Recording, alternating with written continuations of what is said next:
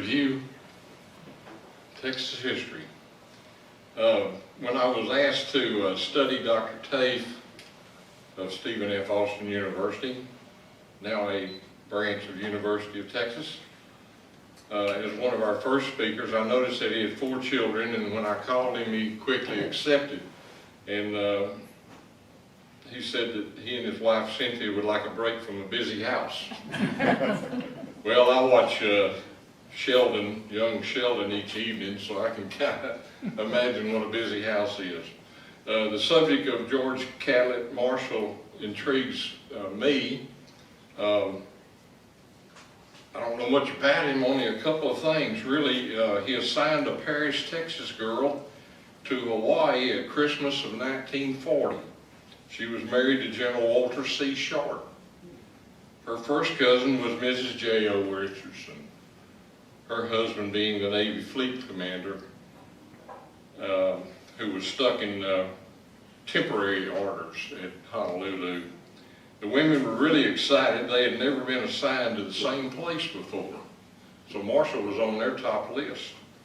And then at the Pearl Harbor congressional hearings in early 1946, or late 1945, Marshall said, "I don't know," 32 times when quizzed about where he was and why he was so slow on December 7th to send a message to Hawaii. A lady sitting next to Isabel Dean Short leaned over and said, "Either he's a liar or the most incompetent person we've had for some time." In her unpublished memoirs, sitting out at the Hoover Institution Library at Stanford University, Isabel noted that General Marshall never wrote his memoirs because he was afraid to tell the real story. Well, you know, several World War II historians, 6 I think, that Steve thinks, have written and made a great effort to explain Marshall's positives. And he tells it best. He gives us a wonderful, fun look at the point of some 30-plus generals who worked under Marshall from 1941 to 1946. Stephen was born in Ohio. Cynthia, you were too, right? And he taught history. He's taught history since graduating from Grove City College in Pennsylvania and gaining his PhD from Ohio University in 1995. He's been at Stephen F. Austin for nearly 23 years, specializing in military history. His latest of more than 10 books is about Marine Corps generals, published by the Navy Institute Press in 2021. How you write a book and teach at the same time is always pretty remarkable, or work.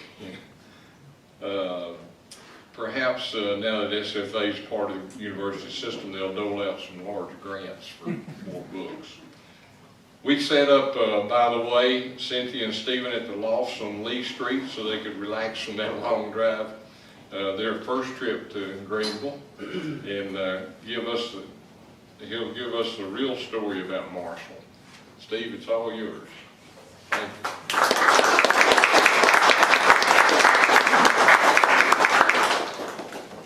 I appreciate you all having me here. I've never been to this part of Texas before. Not a lot of trees compared to East Texas. One thing I noticed. When you do one of these things, you're always supposed to start with some sort of joke or something like that, even if you don't have a sense of humor, which I don't. But nevertheless, I feel an obligation to start with a joke. And this is a joke that our preacher told in church, so if you don't like it, blame him. And when I told one of my colleagues the joke, he said, every Texan has heard this joke. But my students, when I told them, none of them had, so I'm going to use it anyway. And it's a story about a couple Texans who died. And unlike the vast majority of Texans, these 2 guys went to hell. And because it was so unusual for Texans to go to hell, the devil wanted to see these guys in action. So the devil went to that particular part of hell and noticed that the 2 Texans are just standing around and they seem fine and the heat doesn't seem to bother them at all, and that bothered the devil because they're supposed to be suffering. And he turned to his assistant and said, "What's up with these guys?" And the assistant devil said to the Prince of Darkness, said, "Well, they're Texans, so they're used to the heat."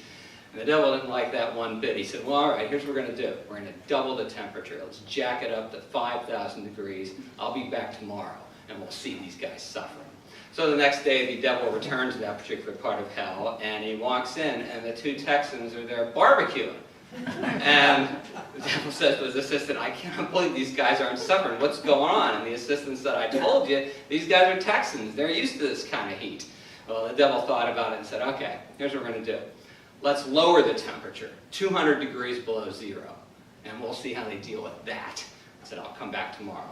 So he came back the next morning, and sure enough, the Texans were there, but they're jumping up and down, and they're high-fiving each other, and the devil said to his assistant, what's going on? I lowered the temperature, hell's frozen over.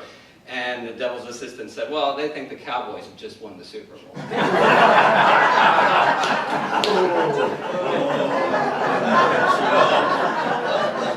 I'm from Ohio, which means that I root for the Browns. So I resent any team that does better than the Browns, which is pretty much everything. All right, so what I'm going to talk about tonight, and it'll take about a half hour, 40 minutes, I promise, is I'm going to talk about George Marshall. George Marshall was the commander of the entire American Army during World War II. He was what's called the Chief of Staff. And he held that position from 1939, the day World War II began in Europe, until 1945 at the end of the war. And I think Marshall's an important guy. In fact, I would make the argument, contrary to that Isabel lady, I would make the argument that George Marshall is one of the two most important American military leaders in American history. The only guy I think is more important than George Marshall would be George Washington. And there's a lot you can talk about with George Marshall, because again, he's an incredibly important guy, not only militarily, but he's later Secretary of State, won the Nobel Peace Prize. He's important for all sorts of reasons. But what I decided to do is I decided to look at Marshall and the men he selected to lead the high-level combat units in World War II.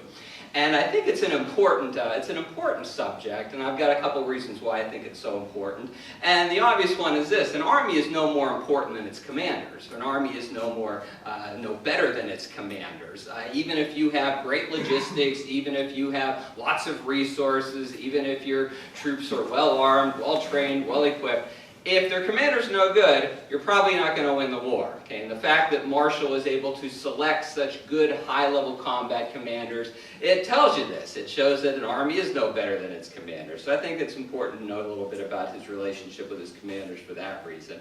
Second reason why I think this is important is because these guys that Marshall selected to lead these high-level combat units, they played a big role in the war's outcome. If you think of the Army in World War II as like a machine, these are the guys who operated the individual parts of the machine. And again, they had a huge impact on the war's outcome. And I can give you all sorts of examples, but I'll give you one brief one here. There's a general named Mark Clark. He commanded a field army in Italy during World War II.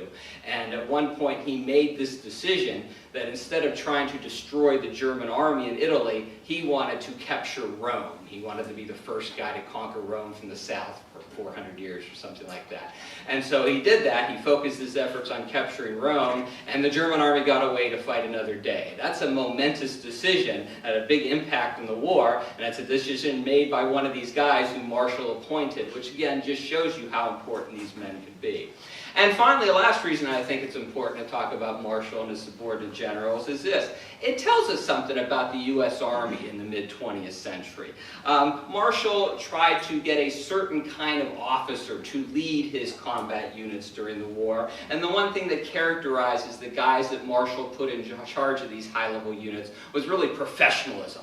He wanted professionals, by which I mean a bunch of guys who operated from a similar playbook. So I think that the fact that these professionals were running the Army during World War II does tell us a little bit about the Army during that time. So I think it's important for those three reasons. Well, before I talk about how Marshall selected these high-level combat commanders, I think it's important to talk a little bit about Marshall himself. And keep in mind that the Army in World War II was a huge organization, the biggest the American Army has ever been. Let me give you some mindless statistics on this. When Marshall became Chief of Staff at the beginning of World War II, when it broke out in 1939, there were about 175,000 men in the Army. By the time World War II was over, there are 10.4 million men in the Army. By comparison, during the Civil War, the Union Army had a wartime peak of about 600,000 men. In World War I, the Army had a peak of about 3.4 million men. So it's a big, giant force. It dwarfs any army that the United States has had before or since. And that means that the Army during World War II was able to create these giant formations that it had never really had before and really hasn't had since. And that means it had, for example, 89 combat divisions. A division is a unit of about 15,000 men. There were 89 of these that the Army deployed during World War II. And the Army would take these divisions and group them into what are called corps. And there are about 20 of those in World War II. And then take these corps and organize them into field armies. Patton led a field army. And there were, I think, 9 of those in World War II. And even these field armies were grouped into this huge conglomeration called an army group, of which there were 2 or 3, depending on how you want to evaluate them, during World War II. So these are huge organizations. Again, never seen before, never seen since in the American Army. And it's Marshall's job to pick these guys. He's going to pick the guys who commanded the theaters, the army groups, the corps, even down to the divisions at some point. And Marshall is a guy who his personality is going to play a role in this, and I think there are a couple things to keep in mind about Marshall. One, to look at his character and personality, and then 2, to look at the way he did things, which helps us understand the guys he appointed to lead these units. And I want to start by talking a little bit about Marshall's personality, because it is, I think, kind of interesting. George Marshall was an admirable man in all sorts of ways. The word that people often use to describe George Marshall is he was an honorable man, which isn't a word people throw around all that much anymore. He impressed everyone with his sense of honor, his enormous integrity, his ability to cut to the heart of the matter, his professionalism, his dignity, and most of all, his ability to get things done. The Secretary of War, Marshall's civilian boss in the War Department, his name was Henry Stimson, he wrote about Marshall in his diary. And what Stimson wrote about Marshall is this. He wrote, quote, "Marshall towers above everybody else in the strength of his character and in the wisdom and tactfulness and handling himself and handling of his plan. He is by far the biggest man that I have met in Washington, and although as a loyal soldier he does not seek exhibitions of his qualities as a civil character, yet he has them. He is selfless, tactful, careful in his detailed work of planning, very conciliatory in negotiations, yet capable of terrific force in carrying through a decision that he has fully made up his mind about." So again, honorable man, but there was also a certain cold-bloodedness to him. He could seem kind of humorless, he could seem ruthless. One of my favorite stories is one time this young officer had to do a presentation for Marshall and some of his assistants. And this was a promising young officer, and he gave the presentation, and it was just terrible. It was an awful presentation. And after the young officer left the room, Marshall turned to one of his assistants and said, "I thought this guy was an up-and-comer." And Marshall's assistant said, "Well, geez, General, he was obviously scared to death of you, couldn't you tell?" And that wasn't an unusual response to Marshall, because he could be so intimidating sometimes. Marshall called everybody by their last names. Everybody called him General Marshall, except one guy. There's one guy who called Marshall by his first name, and that was Joe Stilwell. He was the only one who called him George. Everybody else called him General Marshall. So he just seemed like an intimidating man, but that's not really accurate. Marshall was actually a very kind man. And I have a couple stories to illustrate his kindness. Each one I find more amusing than the one before. One example of Marshall's kindness is when he would be driving, or have his chauffeur driving, and they'd see soldiers. He would stop and pick up the soldiers and take them where they wanted to go. During the war, at one point, Marshall learned that the soldiers in Iceland had run out of beer. And Marshall understood how important beer was to soldiers, so he made sure that immediately 40,000 cases of beer found their way to Iceland. So that tells you something about him. One of the other things Marshall would do is whenever he would travel to a theater of war, when he got back, he would always make sure that the wives of the generals that he had met got an update on what their husbands were doing. And my favorite sub-story of that is there was one general, his name was Corlett, and he served in France during World War II, and he lost his command because he got sick. He was sent back home on a boat. When he got to New York City and got off the boat, there was a staff officer there from Marshall. Marshall sent this guy to this General Corlett and said, I've got a car for you. We put you up in the Waldorf Astoria Hotel. General Marshall has brought your wife here from New Mexico. She's waiting for you in the Waldorf Astoria, which is good if they got along. Not so much if they didn't get along, but I thought that was nice. And finally, my favorite story of what a kind man Marshall could be is Marshall's quarters during World War II is at a place called Fort Myer in Virginia, and occasionally he entertained bigwigs, important people. And the problem is that when these important people would show up for these parties he occasionally threw, all the neighborhood kids would show up to gawk and to watch what's going on. And it got to the point where the kids were becoming a problem. They were interfering. Now, if Marshall or anybody like, let's say me, I'd just say to the MPs, get these kids out of here. What Marshall did is he got all the kids together and he organized them into a patrol that was supposed to help the MPs keep order in the neighborhood, which again is a touching thing to do. It's certainly nothing I'd do, but it's a touching thing to do. All right, so that's his personality. This is a guy who, again, on the outside looks like a formidable guy, but really beneath the surface, he was an honorable man. A second thing to keep in mind about Marshall is going to play into his selections is this. He had his own particular leadership style. Now, I myself, I'm not a leader, but if I was a leader, I would study what Marshall did. And again, this is going to play into how he picked his subordinates. Let me give you some aspects of Marshall's leadership. Marshall understood that he couldn't do everything. Okay, he understood there's only so many hours in a day, that he couldn't do everything, so he didn't try. Okay, Marshall worked a regular schedule. He worked like an 8 to 6 schedule, and when he went home every night, he left orders. The only people who should be allowed to call him were the Secretary of War and President Roosevelt. Nobody else is allowed to call him. After hours, he refused to talk shop if ever a general visited him. He couldn't talk shop. One time, Patton tried to talk shop with Marshall, and Marshall lost his temper and told Patton to shut up. And what he usually did during the war is when he got home from work, he and his wife would pack a picnic lunch, and they'd go canoeing down the Potomac River. They'd stop somewhere, eat the picnic lunch. Sometimes they'd take in a movie. So he's not one of those people who worked around the clock. And he did that deliberately because he knew he only had so much energy. He was over 60, and he wanted to conserve his energy for important things, not all the stuff that comes up around the clock. Second thing Marshall did is he had a way when he worked that if you came, and there's specific orders he had, Marshall was at his desk, and somebody came to talk to him. Okay, the order was you come into his door, you stand in front of his desk until Marshall finished doing whatever he was doing, because Marshall learned that, if you ever put aside a letter, back in the old days when people wrote letters, you never come back to it. So the orders were you stand there till he's done doing what he's doing. When he looks up at you, you're supposed to state your business, state why you're there, no chit-chat, no small talk. Marshall will give you a decision, then you leave so he can get back to what he's doing, which strikes me as a smart thing to do. Marshall also surrounded himself with very good people, gave them lots of authority to make decisions, and when they screwed up, he didn't scapegoat them. So he supported the guys who he had around them. And finally, the last thing Marshall did is Marshall deliberately worked to remove all emotion from any decision he made. And at one point he wrote Eisenhower, he said, you have a problem with me, you tell me the problem.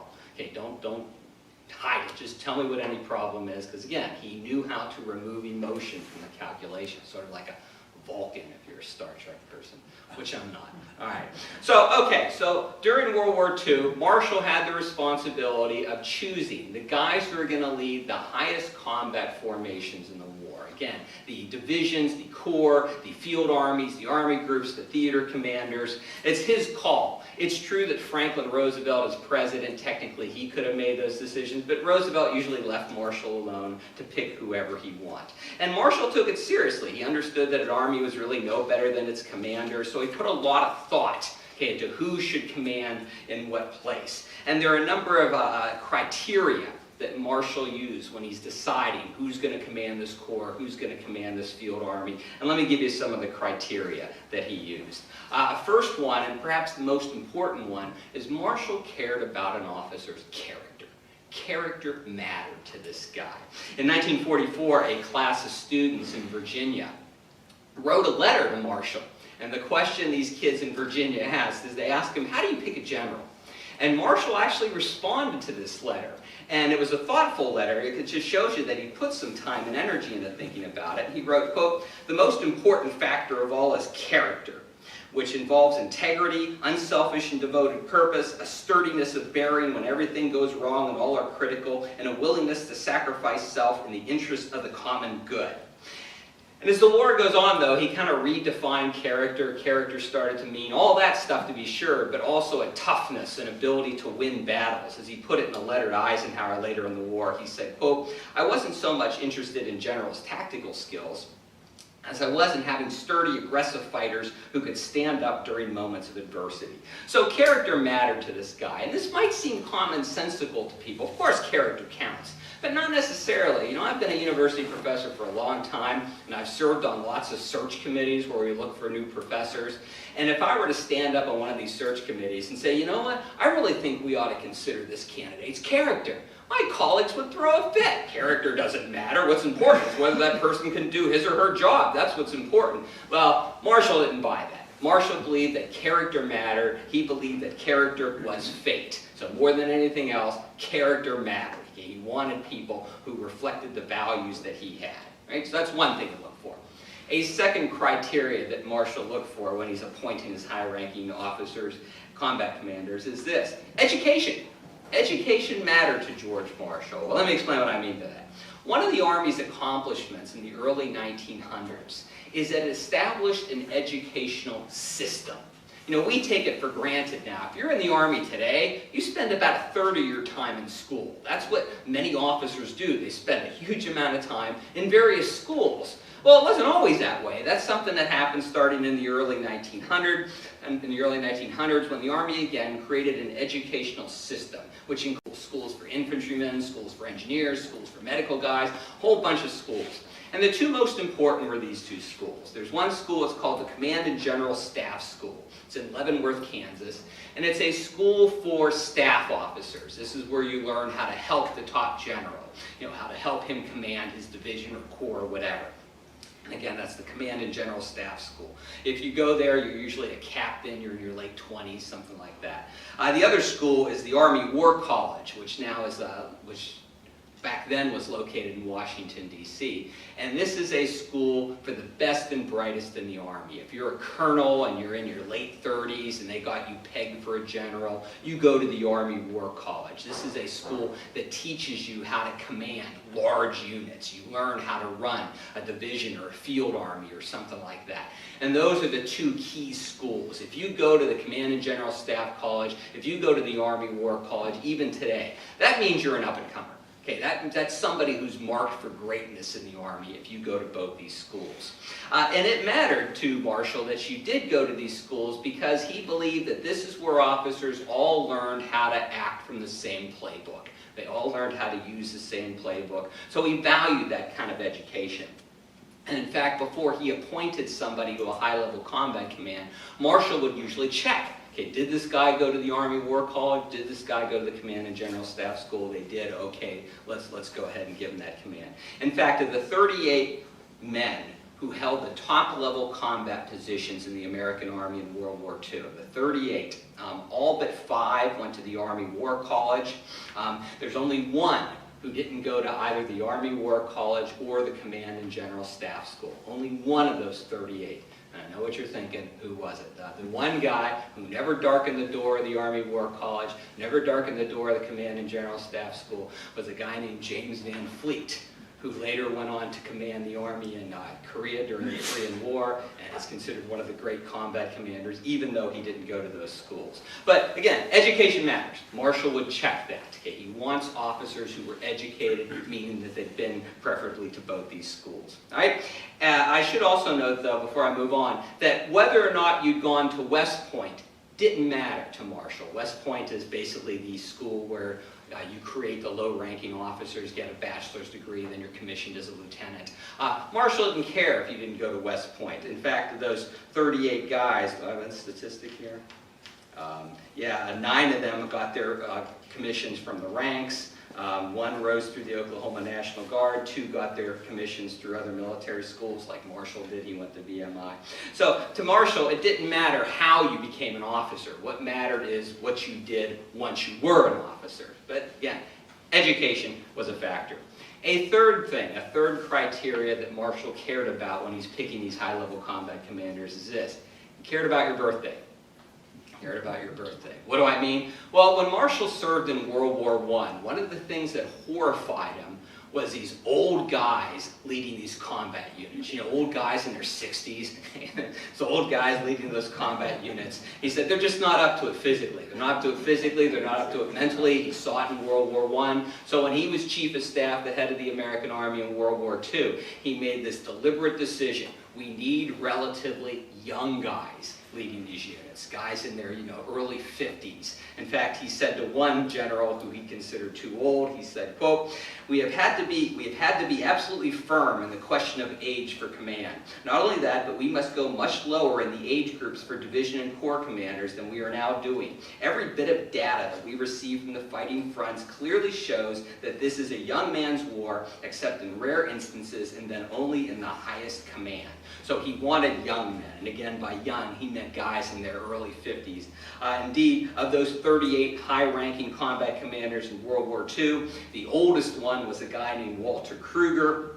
He commanded the 6th Army in the Pacific. At the beginning of the war, he was 60 years old, and the only reason he got that job, by the way, was because Douglas MacArthur asked for him. Otherwise, Kruger probably would have spent the war training troops, so he was the oldest. The youngest one, incidentally, was J. Lawton Collins. He was a Corps commander. He was 45 when the war ended. No, I'm sorry, when the war started. The average age of these guys was in their early 50s. And Marshall thought that was still too old. He would have preferred to have it a little bit younger. But early 50s, much better than World War I. So again, your birthday mattered. Okay, when he's deciding who to appoint to these high-level commands, he wanted to know how old you were. Right? And finally, a last thing that Marshall took into consideration when he's appointing his high-level commanders is this. You got to have a sponsor. Okay, there's this saying that it doesn't matter what you do in an organization if people don't realize it. Okay, so Marshall was a big believer. Somebody's got to vouch for you. Somebody's got to sponsor you. And early in the war, it's Marshall himself. Okay, Marshall had some guys that he'd been keeping an eye on for a long time, guys that he's going to have faith in and give them combat commands. And some of these guys you've probably heard of. Eisenhower was a guy who was a Marshall protege. He'd been keeping an eye on Eisenhower. Courtney Hodges, J. Lawton Collins. There's this myth that Marshall had a little black book. Okay, supposedly he had this little black book where between World War I and World War II, he kept track of all these officers and said, oh yeah, this guy will be a great Corps commander. Well, it's a myth, and ever since Marshall has died, people have been looking for this little black book, and nobody's ever located it. And supposedly a few years ago, somebody actually found in Marshall's papers a little black book with officers' names in it. And people said, oh, finally, we found the little black book. We've been looking for this thing for 50 years. Well, it turns out what it was about each officer, but it evaluated how well they hosted at dinner parties. It's not really how well they commanded. It's just how well their dinner parties were.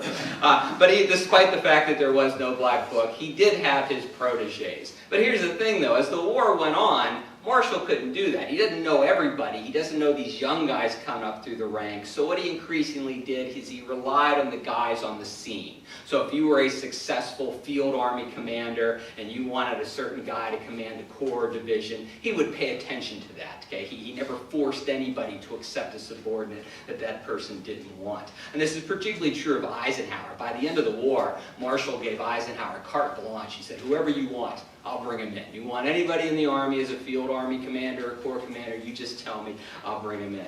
As Marshall wrote to Eisenhower, he said, quote, you do not need to take or keep any commander in whom you do not have full confidence. So long as he holds a command in your theater, it is evidence to me of your satisfaction with him. The lives of too many are at stake. I will not have you operating under any misunderstanding as to your authority and your duty to reject or remove any man that fails to satisfy you completely. And the best example I can give this is there was an officer who Eisenhower really liked. His name was Giro. They were like brothers. And Eisenhower really wanted him to command a corps in France during World War II. The problem was that Marshall kind of had doubts about this Giro guy. He'd seen Giro in action, just wasn't all that impressed. I think the word he used was stale. But Eisenhower wanted him, and Marshall by that point had enough faith in Eisenhower. Figured if he wants this guy, we'll give him the guy. So you need a sponsor. You need somebody to vouch for you. Either Marshall's got to know who you were, or Marshall's got to have faith in someone who's telling him, yeah, we need to get this guy. So those are four things, four criteria that Marshall would use when deciding who appoint as his high-level combat commanders. Well, that's all fine and dandy, but there are also some things that you would think Marshall would care about in picking his high-level combat commanders, but he didn't. And I got four of those, too. Again, the things you would think he would care about, but he really didn't. And the first one is this: your background. Your background. Now understand at this time the Army was a racist, sexist institution, so it's an institution full of white guys, so we're not talking about women, we're not talking about black folks or even ethnic folks that much. So the institutionalized racism and sexism of the Army limited the guys he has to choose from a bunch of white guys. But other than that, there's no evidence he ever penalized anybody because of your nationality, because of your ethnicity or anything like that. Okay, for example, during the war, somebody wrote Marshall a letter complaining about a general, saying, you know, this guy's German. Hey, why are you putting a German in command of American soldiers? We're fighting the Germans. To which Marshall responded, he said, quote, there's nothing remarkable of having high-ranking officers in our army of German stock. Well, when you think about that, that's trouble. Right? All right, but anyway, he didn't care. He didn't care about your background. That didn't matter to him. Right? A second thing Marshall didn't care about, that you'd think he might, but he didn't. He didn't care about your position in all the Army's cliques. You know, the Army's like any organization. It's full of all these cliques. It's full of all these factions. And Marshall never took that into account. Okay? He didn't care if you came from the infantry or the armor or the cavalry or the engineers. He didn't care whether you were a Pershing guy or a Pershing's archenemy from World War I, a Peyton March guy. He didn't care about that. And the best example I can give you is there was an officer, his name was Milliken. And Milliken, his father-in-law was a guy named Peyton March, who'd been a World War I chief of staff, who'd been John Pershing's arch enemy. And of course, Marshall was a Pershing guy. So if Marshall was petty about such things, if he cared about your position in all these cliques, he would have sidelined this Milliken guy. But he didn't. Okay, Milliken got to be a corps commander. He lost the corps for other reasons, but it wasn't the fact that he was in the wrong clique. So Marshall didn't care about that. Right? A third thing, again, you'd think Marshall would care about, but he didn't, is combat experience. Marshall didn't care if you didn't have combat experience. Okay, he would appoint people to be field army commanders and corps commanders and division commanders, even if they didn't have combat experience. And think about it. Eisenhower never heard a shot fired in anger before World War II. Omar Bradley never heard a shot fired in anger before World War II. J. Lawton Collins never heard a shot fired in anger before World War II. Okay, he didn't think that combat experience was necessary to be a successful leader of these high-level combat formations. And this made him a distinct minority. Eisenhower, for instance, Eisenhower really cared. Eisenhower wanted guys under his command who had some combat experience. MacArthur was the same way over in the Pacific. Not Marshall, though. It didn't matter to him all that much. And even as the war went on and the Army started to accumulate a whole bunch of guys with lots of combat experience, it still didn't matter to Marshall. Towards the end of the war, at the Battle of Okinawa, the commander of the American 10th Army was a guy named Simon Bolivar Buckner. And this is late in the war, and by this time the Army had dozens of officers with plenty of combat experiences who could lead a field army. Buckner didn't have any combat experience, but Marshall gave him the job anyway. And Marshall gave him the job because he thought he was a good guy, he thought he had trained soldiers well, he deserves his shot at combat command. So he gave the 10th Army to Simon Bolivar Buckner, who, by the way, his dad was the guy who fought for the Confederacy at Fort Donelson. And Buckner was also killed at Okinawa, so... Okay. In fact, of the 38 men who led the high-level combat units, 15 of them were deployed overseas, having not seen combat yet in World War II. So that's less than half got their jobs not having seen combat. Okay, so again, that's something you'd think he'd care about, but he didn't. And finally, a last thing that you would expect Marshall to care about, but he really didn't, is this: your personality. Oh, he cared about your character. Character mattered.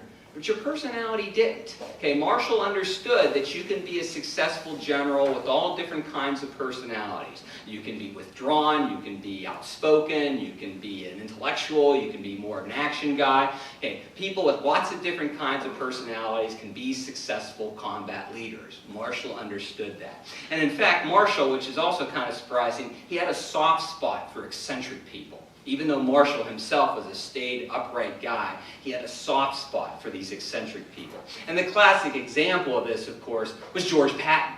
Okay, George Patton was a very eccentric. He was an eccentric guy, a really, really eccentric guy. But Marshall always had a soft spot for Patton. By the way, my favorite story about Marshall and Patton is that Marshall was thinking of sending Patton to North Africa to fight. And Marshall said to him, well, think about it, General Patton, but here are your, draw me up a plan, but keep in mind, here are our resources. This is what's available.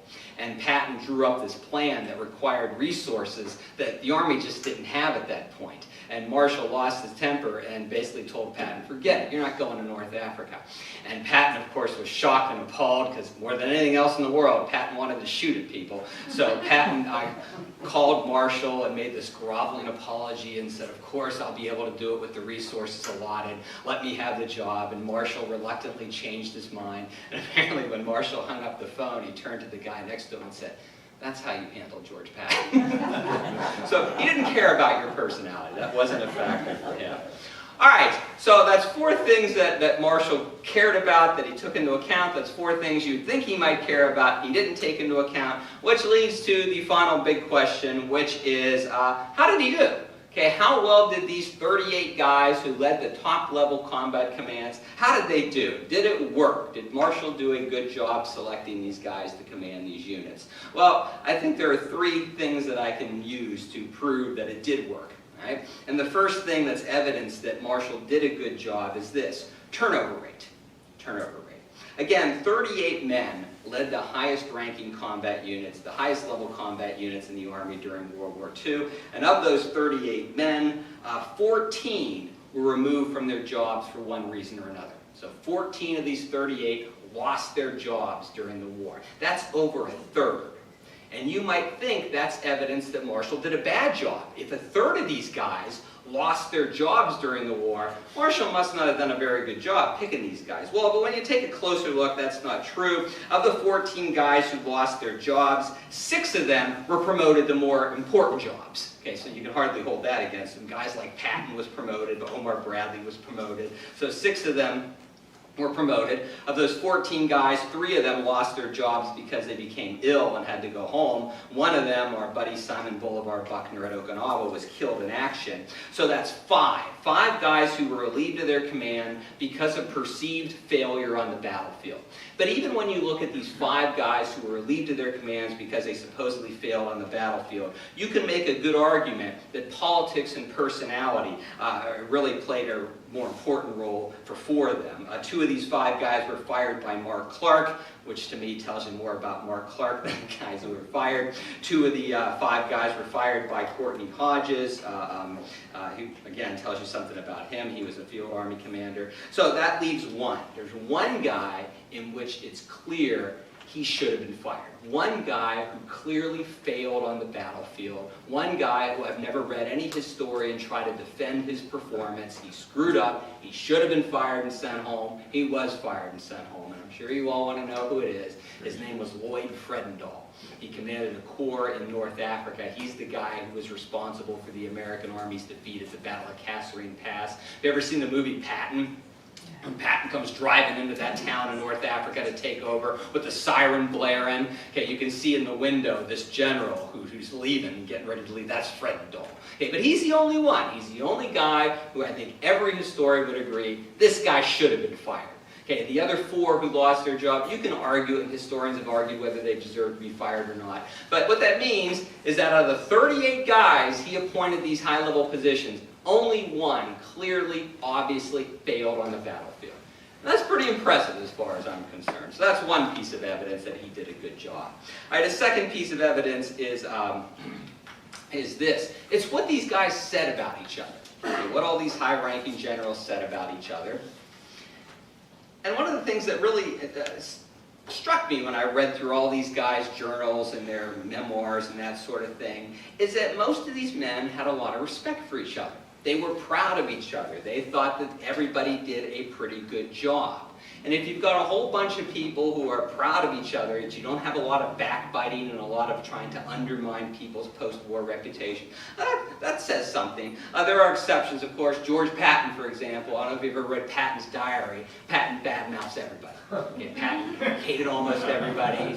Now, when he's face-to-face with these guys, Patton was a huge sucker. Patton would always ingratiate himself. But in his diary, he badmouthed everybody. In the Pacific, there's a general named Robert Eichelberger. In his diary, he badmouthed people too.